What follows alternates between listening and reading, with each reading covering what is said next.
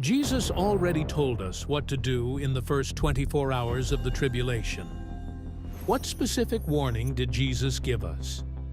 When the tribulation begins, you won't have days to plan your next move. You will be shocked when you discover what Jesus commanded believers to do in the first 24 hours of the tribulation. Because most Christians have never been taught this. Most pastors don't preach on it. Most prophecy teachers skip over it.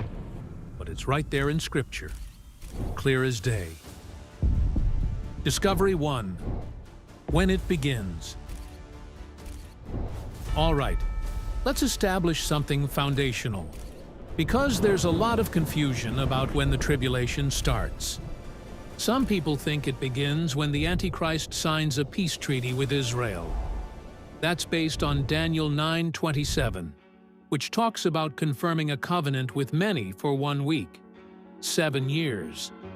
But here's what most people miss. Signing the covenant doesn't trigger the immediate persecution and chaos we associate with the tribulation. That comes later.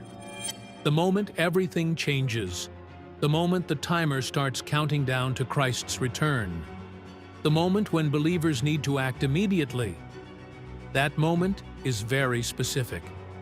It's called the abomination of desolation.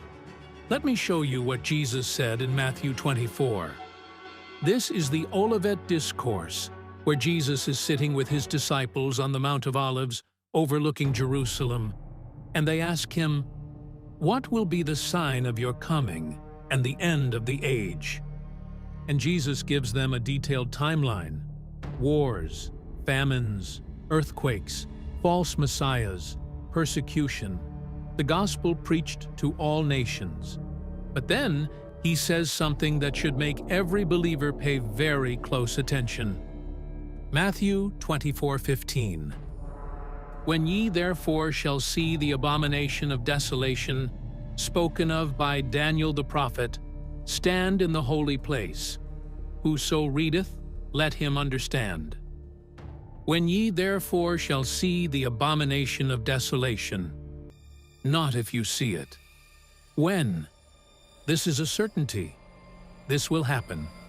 And Jesus refers back to Daniel the prophet, which means we need to understand what Daniel saw.